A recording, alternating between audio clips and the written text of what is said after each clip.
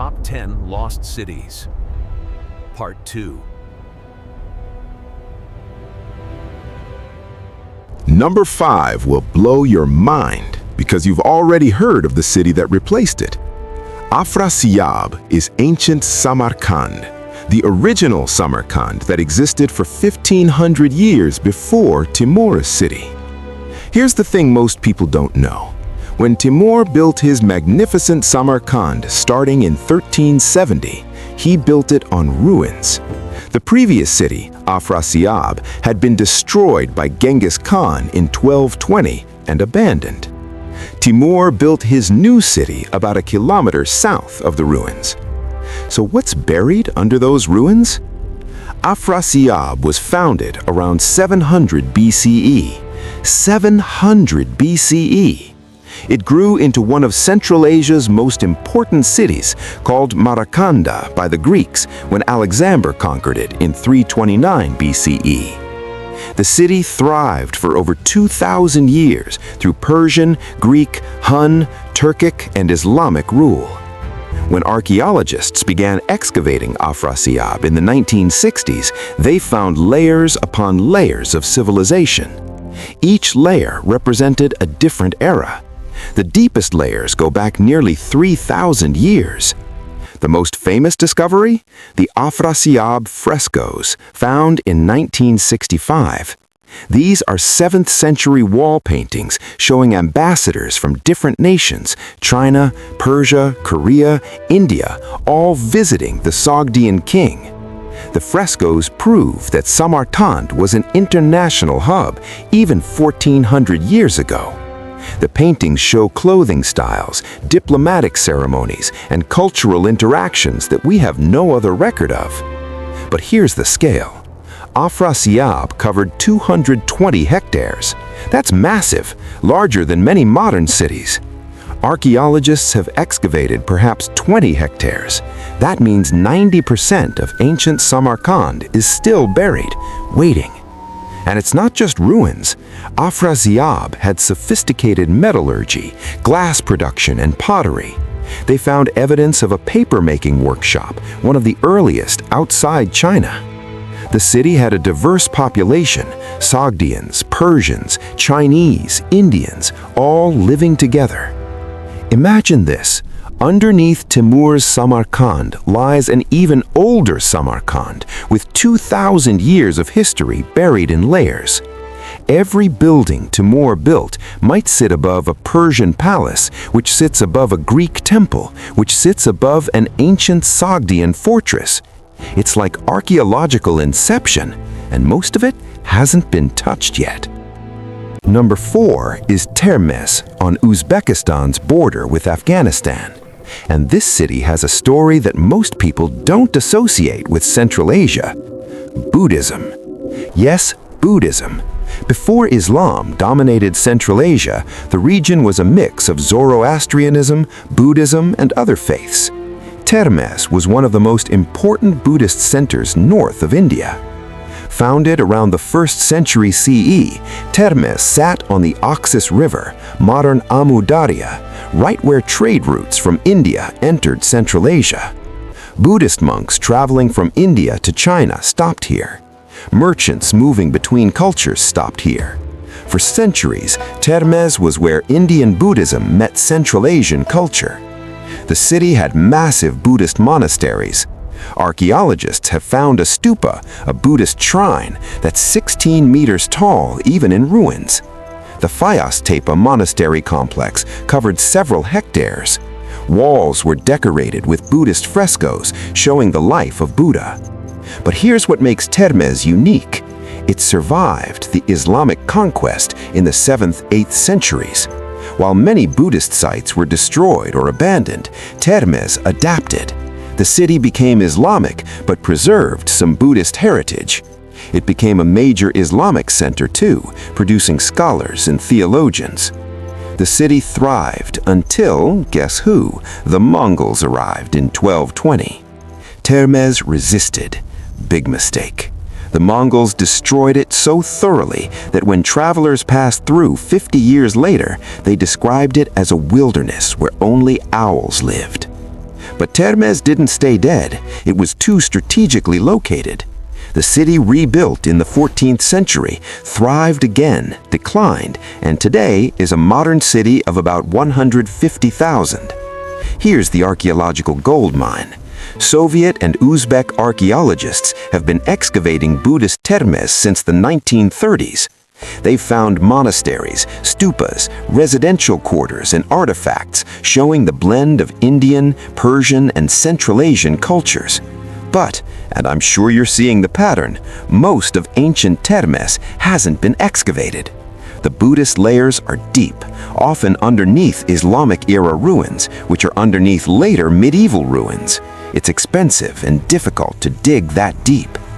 Somewhere underneath modern Termez are Buddhist texts written in languages we've lost, artwork showing how Buddhism changed as it moved north, and evidence of one of history's great cultural exchanges. The city where India met Central Asia, mostly unexcavated, waiting.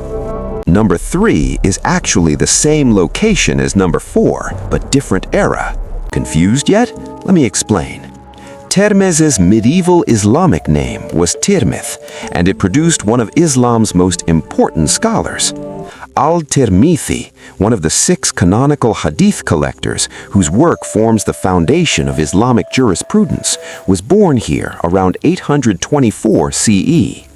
His collection, the Jami al-Tirmizi, is studied by millions of Muslims worldwide today. But most have no idea his city is now a ruin. Medieval Tirmith was a center of Islamic learning from the 9th to 13th centuries. Madrasas, libraries, mosques, the city rivaled Bukhara and Samarkand in scholarly output. The city had a famous bridge across the Oxus River that connected Central Asia to Afghanistan, mentioned by travelers including Ibn Battuta. Here's where it gets interesting. In the 1930s, Soviet archaeologists excavating Buddhist Termez also found layers of Islamic Tirmith. They discovered a massive Friday mosque, madrasas, a palace complex, and an entire merchant quarter with workshops producing ceramics, glass, and metalwork. But political borders complicated everything. When the Soviet Union collapsed in 1991, Tirmith, ended up right on the Uzbek-Afghan border. Some ruins are on the Uzbek side, some on the Afghan side, some literally on the border. Excavation became politically and physically dangerous. Afghan civil wars, Taliban rule, and ongoing instability mean the Afghan side of ancient Tirmith has been largely untouched by modern archaeology. We have Soviet-era reports, but nothing recent. Here's the tantalizing part. Medieval Tirmith mentioned that Tirmith had a royal library with more than 12,000 manuscripts. After the Mongol destruction in 1220, scholars supposedly hid books in underground chambers. Soviet archaeologists found empty chambers that matched descriptions, but no books. Were they looted centuries ago? Are they still hidden somewhere, preserved by Central Asia's dry climate? We don't know. The parts of the city that might answer this are either unexcavated or on the wrong side of a dangerous border. A city that produced one of Islam's most important scholars, with a library potentially still hidden underground, split by a modern border, mostly unexcavated. That's Tirmith, number 3 on our list. Number 2 is Penjikent, Tajikistan. And it's called the Pompeii of Central Asia for a reason that'll make sense in a moment. Penjikent was a Sogdian city founded in the 5th century CE. The Sogdians were the dominant merchants of the Silk Road before Islamic conquest. They controlled trade networks from China to Persia. They were middlemen, translators, bankers, and diplomats. Every major city on the Silk Road had a Sogdian merchant quarter. Penjikent was a typical Sogdian city, not the capital, not the largest, just typical. A regional center with maybe 10,000 to 15,000 residents. Temples, markets, residential neighborhoods, a citadel. Then, in the 8th century, Arab armies conquering Central Asia reached Penjikent. The city resisted. The Arabs besieged it. The city fell. But here's the crucial difference from other conquests. The city was abandoned suddenly. Residents fled before the final assault. They left everything behind. For 1,200 years, Penjikent sat empty. Sand gradually buried it. Unlike cities that were destroyed and rebuilt, Penjikent was just left, frozen. Soviet archaeologists discovered it in 1946. What they found was extraordinary. Houses still standing to second-story level. Walls covered in frescoes showing Sogdian life. Banquets, musicians, warriors, religious ceremonies. These weren't royal art. They were middle-class homes, regular people's art. They found wooden furniture, rare because wood usually decays. They found letters written in Sogdian script, an extinct language. They found musical instruments. They found children's toys. They found everyday objects that give us an intimate view of how Sogdians actually lived. This is why it's called the Pompeii of Central Asia, not because of volcanic ash, but because it's a complete snapshot of ordinary life at a specific moment, preserved by abandonment. Today, about 40% of Penjikent has been excavated. That's actually high for this list, but the other 60%? Still there, still waiting. And here's what makes archaeologists excited. Penjikent was a typical Sogdian city. If this is what a minor regional center looked like, imagine what we'd find at Samarkand, the Sogdian capital, if we could excavate those layers under Timur's city. Penjikent shows us the Sogdians as they were, not as chroniclers described them, and most of it is still underground. And here we are, number 1, Akyurtas, Kazakhstan. And this one is different from every other city on this list because we have no idea who built it, when, or why. Akyurtas isn't a city, it's a massive palace complex in the middle of nowhere, 150 kilometers from the nearest major settlement. The complex covers 5 hectares, that's about 8 football fields. Walls made of perfectly fitted stone blocks, some weighing over a ton. Advanced architectural techniques, sophisticated design, and it was never finished. Construction stopped abruptly. Workers left tools behind. Stone blocks lie partially carved. It's like the entire workforce vanished mid-project. Theories range from reasonable to wild. Some scholars think it was built by the Tibetan emperor in the 8th century as a summer palace. Others think it's a Turkic Khan's fortress from the 6th century. Some think it's older, maybe even 1st or 2nd century. No one agrees. No inscription, no coins found to date it, no historical text that clearly describes it. It's architecturally unlike anything else in Central Asia.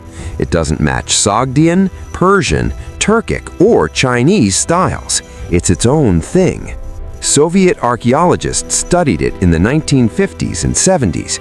They determined the construction technique was sophisticated, fitted stones without mortar, similar to Inca construction. They found evidence of an elaborate water system that was never completed. They found living quarters for hundreds of workers. But they couldn't determine who built it or when. Modern dating techniques have been tried. Carbon dating of organic material found in the ruins suggests 8th to 10th century CE, but that could be from later visitors, not the builders. Here's the spooky part. Local Kazakh legends call it the palace built in one night. They say it was built by jinns, supernatural beings. It was cursed. That's why it was never finished. Obviously, that's legend, but the fact that locals needed a supernatural explanation shows how puzzling the site is. Something massive, complex, and expensive was being built in the middle of nowhere by unknown people for unknown reasons and then suddenly abandoned. Akyurtas is the ultimate mystery of Central Asian archaeology. A palace that shouldn't exist, built by people we can't identify, for purposes we can't determine, abandoned for reasons we don't understand. And it's just sitting there in the Kazakh steppe, waiting for someone to solve its mystery. That's number 1, Archaeological, the lost palace that was never lost because it was never found to begin with. 10 lost cities, 10 mysteries, and these are just the ones we know about. Satellite archaeology is finding new sites every year, circular foundations under sand, wall outlines visible only from space, entire cities waiting to be discovered. So, here's my question for you.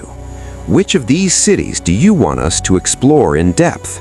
Option A, Otrar, the city where one bad decision triggered the Mongol invasion that changed the world? Should we tell the full story of Governor Inalchuk's catastrophic mistake? Option B, Afrasiyab, the ancient Samarkand buried beneath Timur city. Should we explore those 2,000-year-old layers and the Sogdian civilization that controlled the Silk Road? Option C, Archaeological, the mystery palace that no one can explain. Should we investigate every theory and try to solve Central Asia's greatest archaeological puzzle? Vote A, B, or C in the comments. Your vote decides our next deep dive. And if you want to see how Timur built his Samarkand right on top of Afrasiyab's ruins, watch our previous video about his incredible life. Thanks for watching Secrets of Silk Road. Until next time, keep uncovering history because there's so much still buried, waiting for us to find it.